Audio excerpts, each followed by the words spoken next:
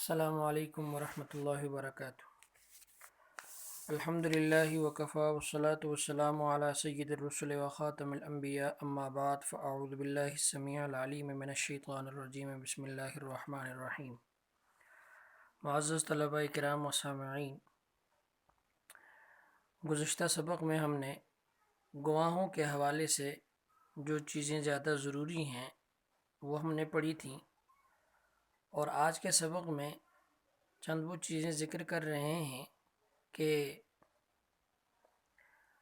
جو گواہوں میں یعنی شرط نہیں ہے، جبکہ کچھ حضرات ان کو شرط قرار دیتے ہیں۔ یعنی آج کے سبق میں دو احترازی چیزیں ذکر کر رہے ہیں۔ اس میں پہلی چیز جس میں گزشتہ سبق میں بھی ہم نے پڑھ لیا تھا، اس کے حوالے سے ہم سب سے پہلے عبارت کو دیکھ لیتے ہیں۔ وَلَا يُشْتَرَطُ وصف الذکورۃ حتى ينعقد بحضور رجل وامرأتين وفيه خلاف الشافعی رحمہ اللہ تعالی وستعرف في الشهادات ان شاء اللہ تعالی۔ ولا تشترط العدالة حتى ينعقد بحضرة الفاسقين عندنا خلافا للشافعي رحمه الله تعالى له أن الشهادة من باب الكرامة والفاسق من أهل الإهانة ولنا أنه من أهل الولاية فيكون من أهل الشهادة، وهذا لأنه لما لم يحرم الولاية على نفسه لإسلامه لم يحرم على غيره لأنه من جنسه، ولأنه صلح مقلدا فيصلح مقلدا، پہلے معلوم دوسرا مجہول، وكذا شاهدا والمحدود في القذف من أهل الولاية فيكون من أهل الشهادة تحملا، وإنما الفائت ثمرة الأداء بالنهي لحريمته ولا يبالي بفواته كما في شهادة العميان وابني العاقدين۔ اللہ اکبر کبیرہ۔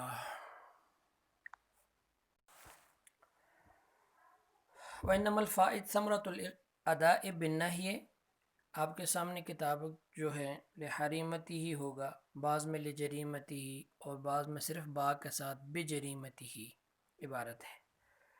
خیر، آ جائیں۔ کہتے ہیں سب سے پہلے ولا یشترط وصف الذکورۃ، کہتے ہیں کہ شہادت کے اندر مذکر ہونے کی شرط جو ہے وہ ضروری نہیں ہے، شرط نہیں ہے کہ گواہ جو ہے وہ صرف اور صرف مرد ہی ہوں، عورتیں نہ ہوں، ایسی کوئی بات نہیں ہے۔ ایک مرد اور دو عورتیں بھی اگر گواہی دیں تو ہمارے ہاں اس کا اعتبار ہوگا، جبکہ امام شافعی رحمۃ اللہ علیہ اس سے اختلاف کرتے ہیں۔ صرف اور صرف وہ یہ فرماتے ہیں کہ نکاح کے معاملے میں صرف مردوں کی گواہی قابل قبول ہوگی، یہاں عورتوں کی گواہی قابل قبول نہیں ہوگی۔ البتہ دیگر معاملات میں، مال اور ان چیزوں کے معاملات میں وہ کہتے ہیں کہ عورتوں کی گواہی تو قابل قبول ہو سکتی ہے، ایک مرد کے ساتھ دو عورتیں، لیکن نکاح کے معاملے میں نہیں ہو سکتی۔ اس کی جو پوری تفصیل ہے یہ انشاءاللہ آپ کے سامنے جو شہادت کا باب ہے، شہادات کا، اس میں انشاءاللہ پوری بحث آئے گی۔ ٹھیک ہے جی، مزید تفصیل، مزید تمام کے تمام دلائل، لہٰذا یہاں ہم بیان نہیں کریں گے، جب وقت آئے گا تو انشاءاللہ آپ پڑھ لیں گے، نہ جانے کس سے پڑھیں گے۔ خیر، اس کے بعد جو دوسرا مسئلہ ہے وہ کل بھی ہمارے سامنے مختصر سا آ گیا تھا، اوپر جو متن میں لکھا ہوا تھا عدولاً کانو او غیر عدولن، تو کہ گواہوں کا عادل ہونا کیا شرط ہے یا نہیں؟ تو یہاں لکھ رہے ہیں کہ ولا تشترط العدالۃ حتى ينعقد بحضرة الفاسقین، کہ نکاح جو ہے وہ منعقد نہیں کہتے ہیں کہ عدالت کا ہونا، گواہوں کا عادل ہونا یہ بھی شرط نہیں ہے، یہاں تک کہ دو اگر فاسق ہوں، مجلس نکاح میں حاضر ہوں تو ان سے بھی نکاح کیا ہو جائے گا، ان کی وجہ سے منعقد ہو جائے گا۔ گواہی چونکہ شرط ہے نکاح میں، اس میں بھی اختلاف ہے امام شافعی رحمۃ اللہ علیہ کے، اور ان کے ساتھ امام احمد بن حنبل بھی ہیں۔ تو یوں کہہ سکتے ہیں کہ حنابلہ اور شوافی کا یہ کہنا ہے کہ گواہوں کا عادل ہو شرط ہے نکاح کے معاملے میں، جبکہ مالکیہ اور احناف کا کہنا یہ ہے کہ گواہ عادل ہوں یا غیر عادل ہوں، باہر دو صورت کیا ہے نکاح منعقد ہو جائے گا، شرط یہ ہے کہ وہ کیا ہوں، مسلمان ہوں۔ شوافی اور حنابلہ کی جو دلیل ہے وہ کہتے ہیں کہ شہادت جو ہے وہ کیا ہے، کرامت کے باب سے ہے، یعنی اس میں کیا ہے، اکرام والی بات ہے، عزت اور احترام والی بات ہے، جیسے کہ حدیث میں بھی آتا ہے کہ اکرموا الشہود فإن اللہ یحیی بہم الحقوق، کہ تم اپنے گواہوں کا اکرام کرو، اس لیے کہ اللہ تبارک و تعالی ان کے ذریعے سے ہی حقوق کو کیا کرتے ہیں، زندہ کرتے ہیں۔ تو اس سے حدیث مبارکہ سے پتہ چلتا ہے کہ شہادت جو ہے وہ کرامت والا باب ہے، اور اس میں جب کہ دوسری جانب دیکھا جائے جو فاسق ہیں وہ تو قابل للإہانہ ہوتا ہے، اہانت کے قابل ہوتا ہے، اور شہادت میں باب الکرامہ ہے، اور فسق جو ہے وہ من باب الإہانہ ہے۔ ان دونوں کے آپس میں کیا ہے، منافات ہیں، لہٰذا فاسق جو ہے وہ کیا ہے، گواہ بننے کا اہل نہیں ہے۔ لہٰذا نکاح کے معاملے میں کیا ہونا چاہیے، عادل گواہ ہونے چاہیے، فاسق نہیں ہونے چاہیے۔ یہ دلیل ہے امام شافعی رحمۃ اللہ علیہ کی اور حنابلہ کی۔ جبکہ احناف کا کہنا یہ ہے کہ دیکھیں، یہ بات مانتے ہیں کہ گواہی جو ہے وہ کیا ہے، باب الکرامہ ہے، لیکن گزارش یہ ہے کہ فسق ایک ایسا فعل ہے جو انسان کا اپنا ذاتی فعل ہے، اور ایک مسلمان جو فاسق ہو تو تب بھی اس کے باوجود بھی اس کی جو ولایت ہے وہ اس سے منقطع نہیں ہوتی ہے۔ مسلمان ہونا شرط ہے، فاسق ہے اگر تب بھی اس کی ولایت باقی رہتی ہے۔ ولایت کا مطلب یہ ہے کہ وہ ولی بن سکتا ہے، خود اپنا نکاح کروا سکتا ہے، اپنے بچوں کا نکاح کروا سکتا ہے، اپنے غلام اور باندیوں کے نکاح کروا سکتا ہے، دیگر معاملات کر سکتا ہے، تو مطلب یہ کہ اس کی ولایت باقی ہے۔ تو جب اس کی ولایت اپنی ذات کی حد تک باقی ہے تو بحیثیت مسلمان ہونے کے اور جن سے ایمان ہونے کی وجہ سے اپنے دوسرے مسلمان بھائیوں پر بھی اس کی ولایت کیا ہوگی، متعدی ہوگی۔ لہٰذا یہ دوسرے معاملات میں بھی دوسرے ہم طبقہ جو ہے یعنی مسلمانوں کا بھی کیا کر سکتا ہے، گواہ بن سکتا ہے۔ تو جب اس کو اپنی ذات پر ولایت حاصل ہے تو وہ ولایت کیا ہے، دوسرے کی طرف بھی متعدی ہو سکتی ہے۔ ٹھیک، تو جب یہ اہل ولایت میں سے ہو گیا تو اہل شہادت میں سے بھی ہو گیا۔ ولایت اور شہادت چونکہ ایک ہی باب میں سے ہیں، ایک دلیل تو یہ ہے۔ دوسری دلیل کہ یہ جو آدمی ہے، فاسق آدمی ہے، یہ کیا بن سکتا ہے، حاکم بن سکتا ہے۔ حاکم بن سکتا ہے یا نہیں بن سکتا، قاضی، حاکم، نگہبان، اس لیے کہ صحابہ کرام رضوان اللہ تعالیٰ علیہ اجمعین کے ادوار کے بعد کئی سارے ظالم و جابر حکمران آئے ہیں، فاسق آئے ہیں۔ تو جب ایک فاسق آدمی حکمران بن سکتا ہے تو آپ جانتے ہیں کہ جو حاکم ہوتا ہے تو وہ قاضی بنا سکتا ہے۔ تو جب ایک فاسق آدمی کسی دوسرے کو قاضی بنا سکتا ہے تو وہ خود بھی تو کیا بن سکتا ہے، قاضی بن سکتا ہے۔ تو جب قاضی بن سکتا ہے تو شاہد بھی بن سکتا ہے، گواہ بھی بن سکتا ہے، اس لیے کہ ان دونوں میں کیا ہے یعنی مناسبت ہے کہ تنفیذ القول علی الغیر، کہ اپنی بات کو کیا کرنا، غیر پر ثابت کرنا۔ قاضی بھی یہی کام کرتا ہے اور گواہ بھی یہی کام کرتا ہے، لہٰذا جو خود قاضی بن سکتا ہے تو وہ کیا کر سکتا ہے، گواہ بھی بن سکتا ہے۔ لہٰذا یہ فاسق آدمی کی گواہی کیا ہوگی، قابل قبول ہوگی۔ ٹھیک ہے جی۔ اس کے بعد آخری بات ہے محدود فی القذف، کس پر میں بات کر بھی چکا ہوں، لہٰذا پہلے اس عبارت کو دیکھیے۔ ولا یشترط وصف الذکورۃ حتی ینعقد بحضور رجل و امرأتین، کہتے ہیں کہ وصف ذکورت یعنی مذکر ہونے کا وصف یہ شرط نہیں ہے گواہوں میں، حتی ینعقدہ، یہاں تک کہ گواہ نکاح منعقد ہو جائے گا بحضور رجل و امراتین، ایک مرد اور دو عورتوں کی موجودگی میں۔ وفی خلاف الشافعی، اس میں امام شافعی رحمۃ اللہ علیہ کا اختلاف ہے۔ وستعرف فی الشہادات ان شاء اللہ تعالیٰ، تفصیلی دلائل آپ کے سامنے وہاں آئیں گے۔ ولا تشترط العدالۃ حتی ینعقد بحضرۃ الفاسقین، عدالت کہتے ہیں شرط نہیں ہے یہاں تک کہ نکاح منعقد ہو جائے گا دو فاسق گواہوں کی موجودگی میں بھی ہمارے ہاں۔ خلاف للشافعی رحمہ اللہ تعالیٰ، امام شافعی رحمۃ اللہ علیہ کے برخلاف، ان کی دلیل لہو ان شہادت من باب الکرامت والفاسق من اہل الاہانت، کہ شہادت جو ہے وہ کرامت کے باب سے اور فاسق جو ہے وہ اہل اہانت میں سے ہے۔ ولنا، ہماری نے دلیل انہ من اہل الولایت، یہ اہل ولایت میں سے ہے، فیکون من اہل الشہادہ، لہٰذا اہل شہادت میں سے ہوگا۔ وہ کیسے؟ وہذا لانہ، یہ اس طور پر کہ لما لم یحرم الولایت علی نفسہ، کہ جب یہ اپنی ذات پر ولایت سے محروم نہیں ہے، لاسلامہ، اپنے اسلام کی وجہ سے، تو لا یحرم علی غیرہ، تو یہ غیر پر بھی کیا ہے؟ محروم نہیں سمجھا جائے گا۔ جب یہ اپنے اسلام کی وجہ سے اپنی ذات کی ولایت سے محروم نہیں ہے تو غیر پر بھی ولایت سے محروم نہیں ہوگا، لأنہ من جنسہ، اس لیے کہ یہ بھی اسی کے جنس میں سے، یعنی ان دونوں کا اشتراک ہے کس میں؟ اسلام میں اور ایمان میں۔ ایک دلیل۔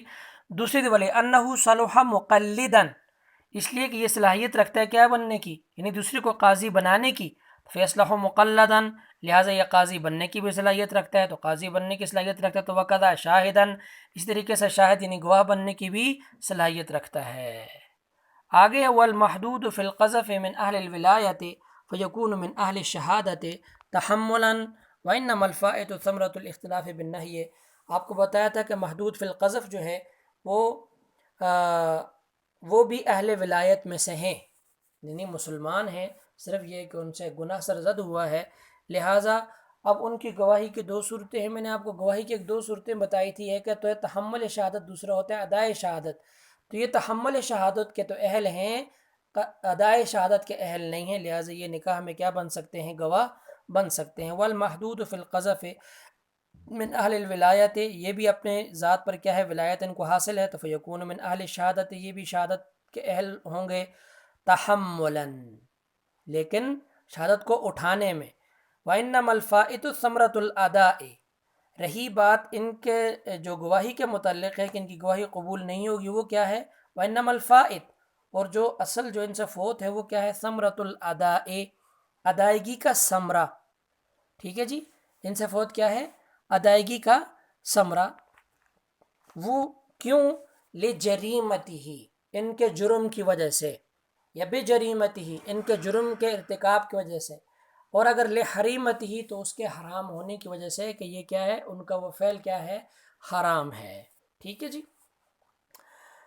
تو اب دیکھیں، ایک ہے تحمل شہادت، وہ تو اہل ہو گئے، ادائے شہادت جو ہے وہ کیا ہے؟ اب ان میں نہیں ہے۔ تو یہاں ایک سوال ہو سکتا ہے، سوال یہ ہو سکتا ہے کہ بھئی آپ نے یہ کہا کہ جس طرح انسان کو اپنی ذات پر ولایت حاصل ہے تو دوسروں پر بھی ولایت حاصل ہے، جیسے ابھی اوپر کہا، تو اسی طریقے سے محدود فی القذف کو جو اپنی ذات پر ولایت حاصل ہے تو غیر پر بھی ولایت حاصل ہونی چاہیے، اور ان کی گواہی کیا ہونی چاہیے؟ ادائے شہادت بھی ہونی چاہیے فاسق کی طرح۔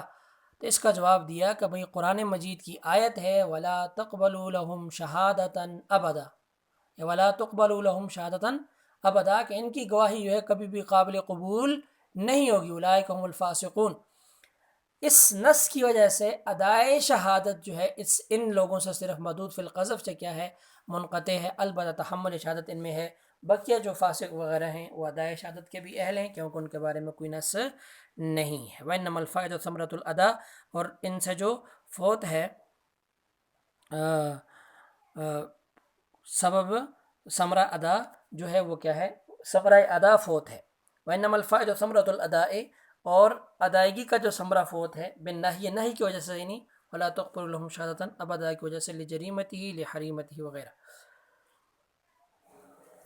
اللہ اکبر کبیر۔ آگے کہتے ہیں کہ فَلَا يُبَالَى بِفَوَاتِهِ كَمَا فِي شَهَادَةِ الْعُمْيَانِ، اب کہتے ہیں کہ یہ جو ادائیگی کا جو ثمرہ ہے اس کے فوت ہونے کی کوئی پرواہ نہیں کی جائے گی۔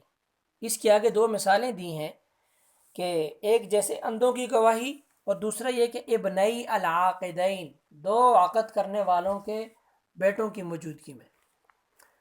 مثال کے طور پر اگر نکاح کا معاملہ چل رہا ہے اور اگر وہاں اندھے لوگ موجود ہیں، نابینا ہیں، تو ان کی موجودگی میں اگر نکاح ہوا تو نکاح منعقد ہو جائے گا، لیکن یہ اندھوں کی گواہی قبول نہیں کی جائے گی اگر عدالت میں چلے جائیں، کیونکہ یہ پوری طریقے سے معاملے کا احاطہ نہیں کر سکتے، لہٰذا اندھوں کی گواہی چونکہ قابل قبول نہیں ہے، لیکن پھر بھی ان کی موجودگی میں نکاح منعقد ہو جاتا ہے، ایک بات۔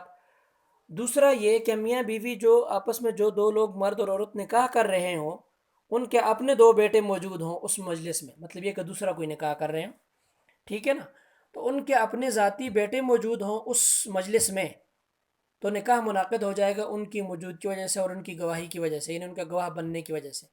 لیکن کل کلاں اگر کوئی معاملہ آ جائے اور اس نکاح کو ثابت کرنے والی بات آ جائے تو ان بیٹوں کی گواہی قابل قبول نہیں ہوگی، کیوں؟ اس لیے کہ وہ بیٹے ہیں اور بیٹے کی گواہی قبول نہیں ہوتی اپنے والدین وغیرہ کے حق میں، ٹھیک۔